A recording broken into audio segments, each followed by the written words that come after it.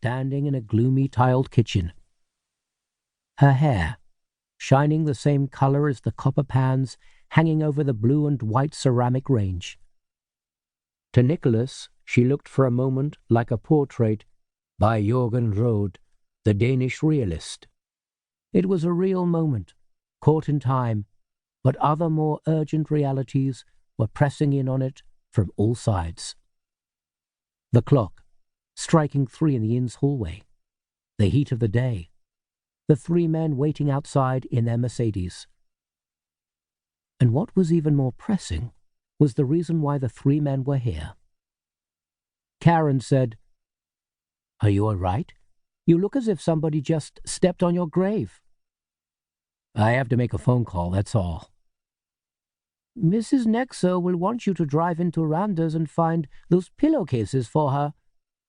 "Karen," said Nicholas, "I love you." Karen said, "Pfft," and pursed up her lips in amusement as she tied up her apron. "Just because you are American, you think you can twist any girl around your finger." Nicholas was moved to kiss her, but there was no time left for romantic gestures. A car door slammed outside, leaving a solid echo like a picture frame, and 2 grey-suited men crossed the forecourt towards the entrance to the inn. Nicholas glanced quickly around the kitchen and picked up a large chef's knife, still sticky with herring. Then, while Karen watched him in bewilderment, he crossed to the door which led out to the hallway and listened. Karen started to say something, but Nicholas hurriedly waved his hand to quieten her. Voices, talking in Danish, one of them thick and heavily accented, like water washing through gravel. "We've been told that you have an American working here. Don't worry, we're not from the Telsono Melonaning. We're just friends of his, Nicholas Reed." I don't know. I don't have any Americans working here. Why should I?" That was Mrs. Nexo, being evasive.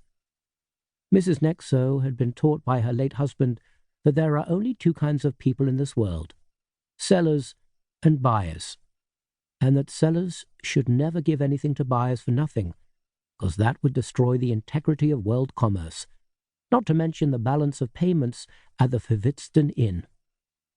"He's a tall fellow, 185 centimeters, slim, though, thin face with fair curly hair. You know the American movie star Donald Sutherland, quite like him."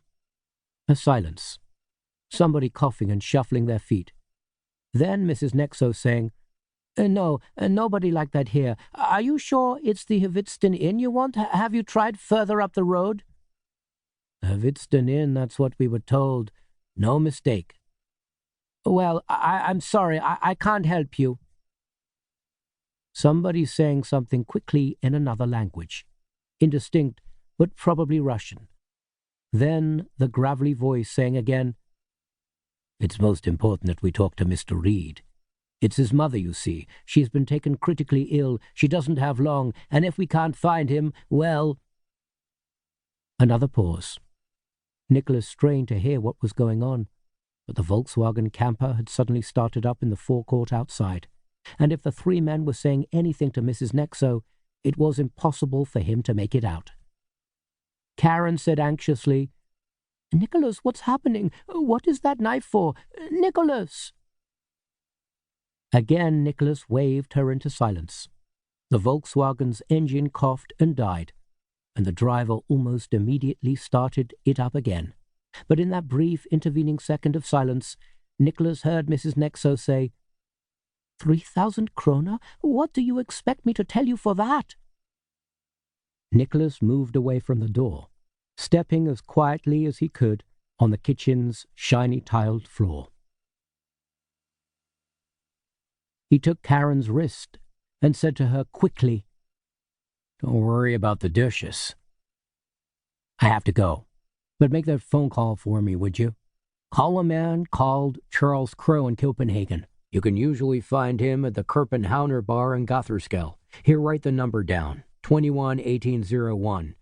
Or if he's not there, try him at home on Lars Bjørnarnstrahl." "What do I have to say?" "Tell him that..."